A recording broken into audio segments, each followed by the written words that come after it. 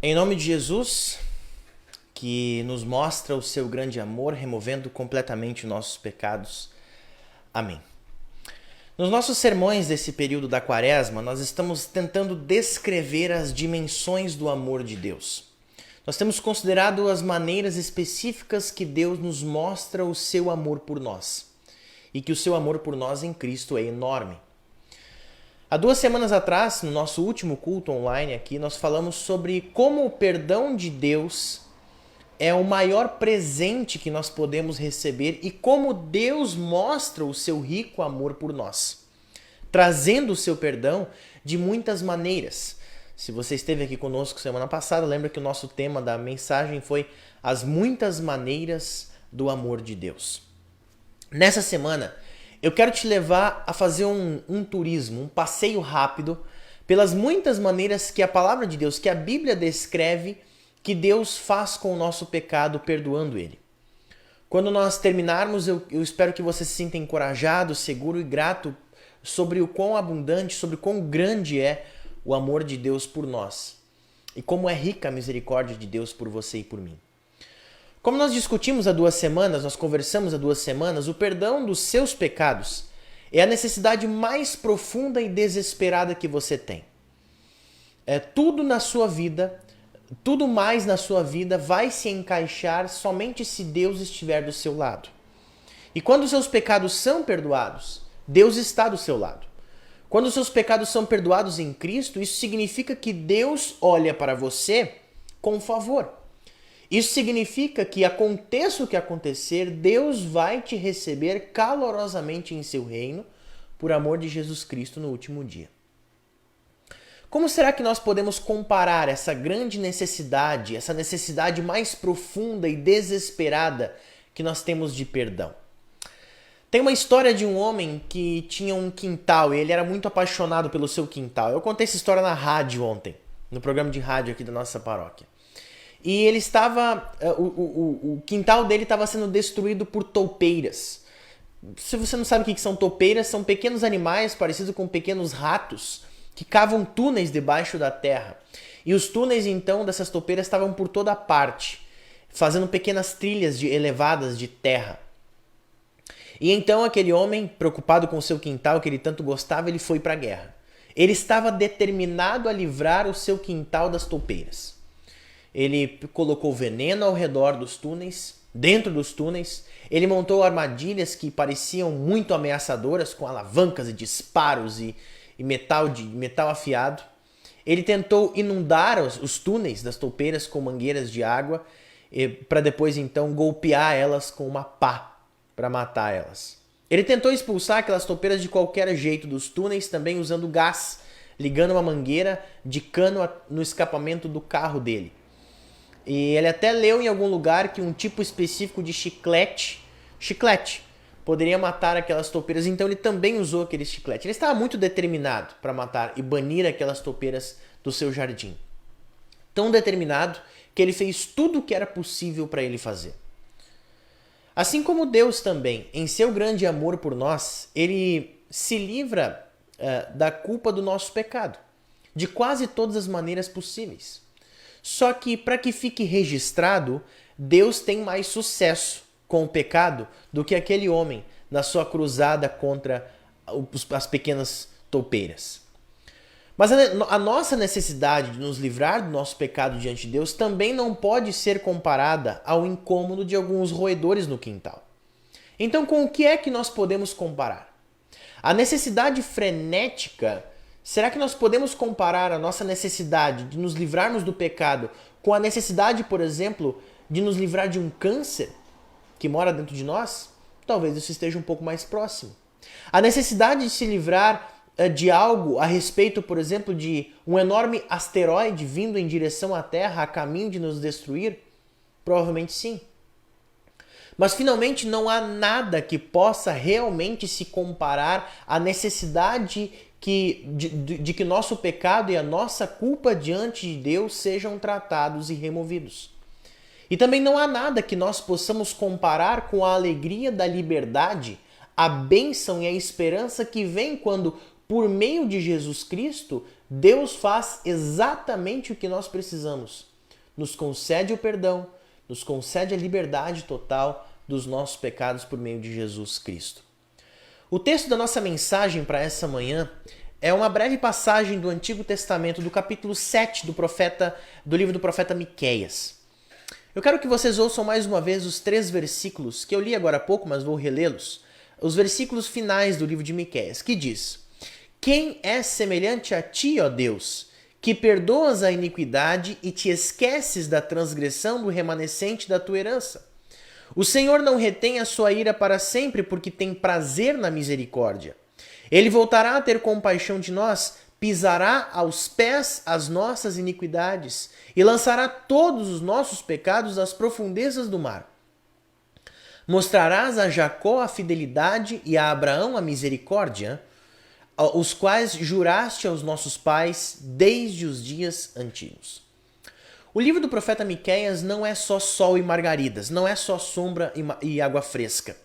Deus enviou o profeta Miqueias para repreender o povo das injustiças sociais existentes naquele lugar e das descrenças existentes ali. Os ricos estavam oprimindo os pobres. Os governantes políticos e os líderes religiosos se tornaram corruptos e gananciosos. As pessoas se voltaram para os falsos deuses e falsas esperanças. Miqueias avisou o povo de Deus que o terrível julgamento estava chegando, e ele veio. Durante a vida de Miqueias, o reino do norte de Israel foi varrido, foi destruído por invasores estrangeiros. E o reino do sul de Judá quase também foi.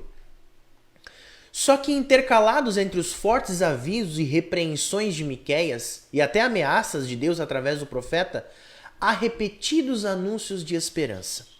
Se você viu o estudo bíblico que nós fizemos sobre o livro de Miqueias lá no canal, que eu havia comentado antes, pode perceber que Miqueias fala muito sobre a vinda de um novo rei, do rei que iria nascer em Belém. As promessas falam sobre todas as nações da terra que correrão para o Deus de Israel para conhecê-lo, para aprender os seus caminhos. E como nós acabamos de ler nesses belos versículos finais do texto, o próprio Deus tomará o grande problema do pecado para si, para as suas próprias mãos. Ele mostrará a sua fidelidade e amor constante para com o seu povo. Ele jurou que ia fazer isso. Ele jurou que será a sua ajuda. Ele retirará a sua raiva do pecado e deixará de lado todas essas coisas, porque ele tem prazer na misericórdia. Deus tem prazer em demonstrar o seu amor por você. Ele mostrará a grandeza do amor dele. Ele se apegará a seus pecados e os jogará ao chão e os pisará debaixo dos pés. Esse trecho é muito interessante no texto. Ele levará os seus enormes pecados e os pisoteará.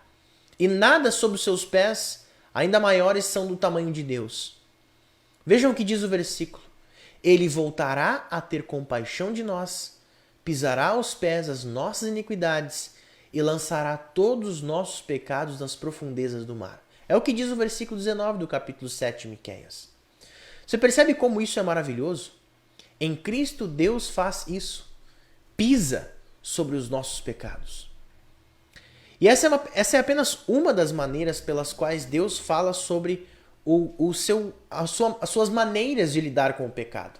Bem aqui nessa mesma passagem, Miqueias adiciona uma outra descrição totalmente diferente e igualmente maravilhosa do que Deus faz por você quando lhe perdoa os seus pecados em Cristo.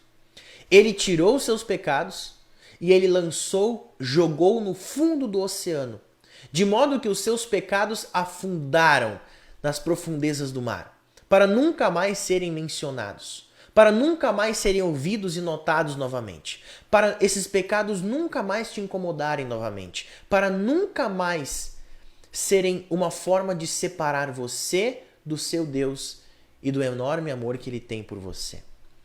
Em Jesus Cristo, Deus pisou nos seus pecados. Ele lançou todos os seus pecados, diz Miqueias, nas profundezas do mar. E a nossa passagem de Miqueias é apenas uma pequena amostra, apenas um aperitivo, um prato de entrada do rico banquete de maneiras que a Bíblia descreve para nós e nos assegura que Deus tratou completamente os nossos pecados. Por exemplo, o livro de Isaías, no capítulo 53, versículo 4, diz assim: certamente ele tomou sobre si as nossas enfermidades e as nossas dores levou sobre si. Isaías afirma que Cristo carregou os nossos pecados. Eles eram muito pesados para nós, então Deus tirou de nós e colocou sobre Cristo. Ele carregou os nossos pecados como um cordeiro sacrificial. Ele é o cordeiro de Deus que tira o pecado do mundo. Jesus é como um bode expiatório do Antigo Testamento. Se vocês não sabem, no Antigo Testamento, uma vez por ano, o sumo sacerdote confessava os seus pecados e os pecados de todo o povo de Deus, enquanto colocava as mãos na cabeça de um bode.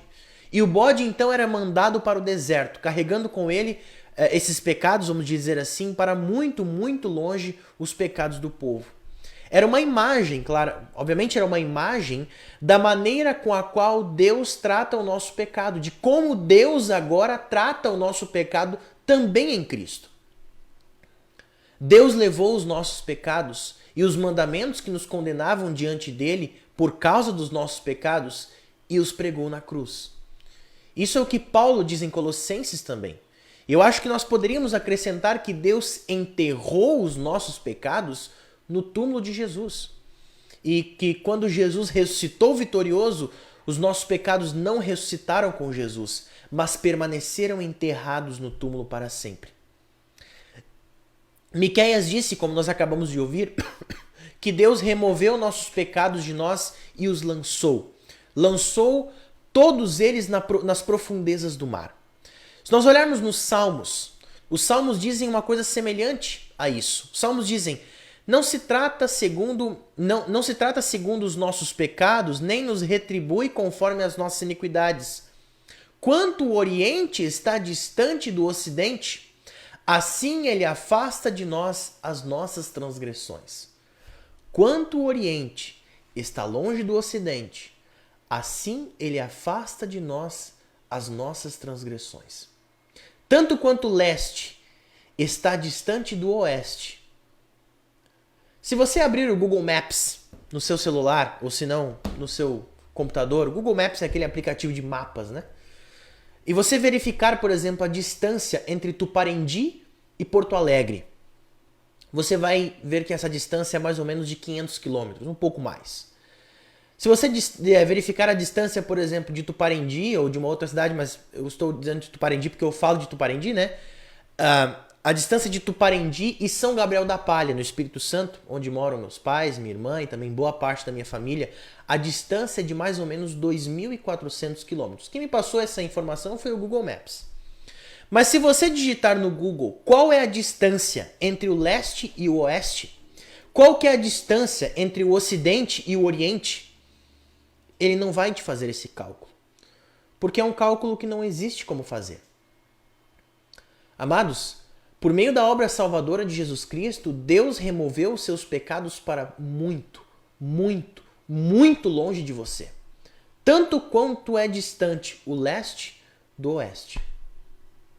O apóstolo Paulo escreveu em Gálatas 3:27, porque todos vocês que foram batizados em Cristo, de Cristo se revestiram. Revestiram de modo que as suas vestes pecaminosas foram cobertas e não podem mais ser vistas. Isaías também diz que Deus revestiu os pecadores com um manto de justiça. A morte de Jesus por você é um sacrifício expiatório.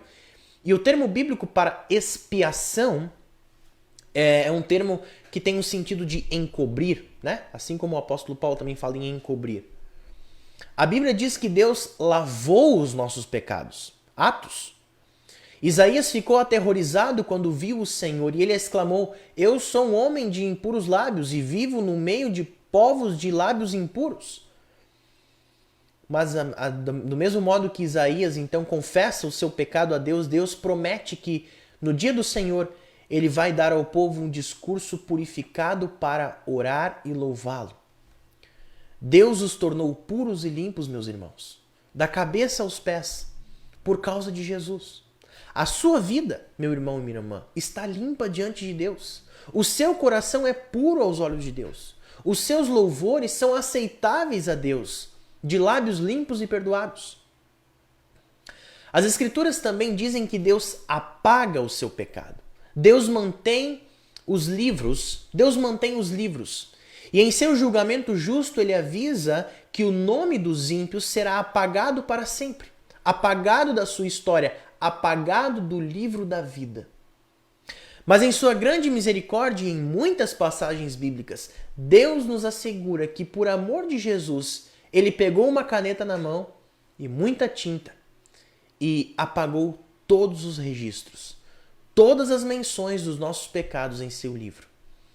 Com essa confiança, Davi, no Salmo 51, diz: tem misericórdia de mim, ó Deus, segundo a tua benignidade. Apaga as minhas transgressões segundo a tua abundante misericórdia. E Deus não apenas apaga os seus pecados nos seus livros, Deus apaga seus pecados na sua mente divina. Jeremias prediz que com alegria, o dia em que Deus, tendo enviado o Messias, perdoará a iniquidade do povo e não vai mais se lembrar dos seus pecados. Deus, que tudo vê e conhece, que busca nas profundezas do seu coração, que conhece o seu passado antigo, que já conhece as coisas que vão acontecer, o nosso Deus que é onisciente, por amor de Jesus e com enorme amor e misericórdia a você, Deus esquece os seus pecados. Essa é uma outra maneira que a Bíblia fala sobre como Deus perdoa, e talvez seja uma das melhores. E ele realmente perdoa, ele esquece. Por causa de Jesus, Deus nunca mais vai mencionar os seus pecados, porque ele já esqueceu deles. E finalmente Deus fala sobre a Bíblia diz que Deus fala sobre os seus pecados. Por causa da obra salvadora de Jesus por você, Deus olha para você e ele declara: você é justo. Você não tem pecado. E se Deus diz isso, se Deus que falou todas as coisas e as coisas vieram a existir, se Deus que diz haja luz e a luz passou a existir, se Deus que disse que haja separação entre a porção de terra seca e a água, e assim se fez, se ele diz, por amor de Jesus, você é justo e inocente, então você é justo e inocente e sem pecado diante dos seus olhos. O nosso Deus é abundante em amor e misericórdia. Como diz Miqueias, ele tem prazer em mostrar o seu amor e sua misericórdia. Deus não fica quieto. Deus está trabalhando ativamente para o seu bem. Ele lidou energicamente com os seus pecados em Jesus Cristo. E se Deus pegou os seus pecados e os levou embora, se Deus pregou os seus pecados na cruz e enterrou-os no túmulo de Jesus, se Deus pisoteou nos seus pecados e os jogou no oceano, se Deus levou os seus pecados a uma distância tão grande de você, tanto quanto o leste é distante do oeste, se Deus encobriu e te revestiu de justiça, se ele lavou e purificou e refinou a sua vida, se ele apagou do seu livro os seus pecados e se esqueceu na sua mente, e se ele declarou que os seus pecados estavam perdoados, então você pode ter certeza, meu irmão, minha irmã, de que os seus pecados foram sim completamente perdoados. Seus pecados que os separavam de Deus, que ficavam entre você e o seu Deus, e entre você e a alegria da presença de Deus para sempre, eles se foram. E o que resta entre você e Deus é o enorme amor de Deus em Jesus Cristo por você, para sempre. Amém.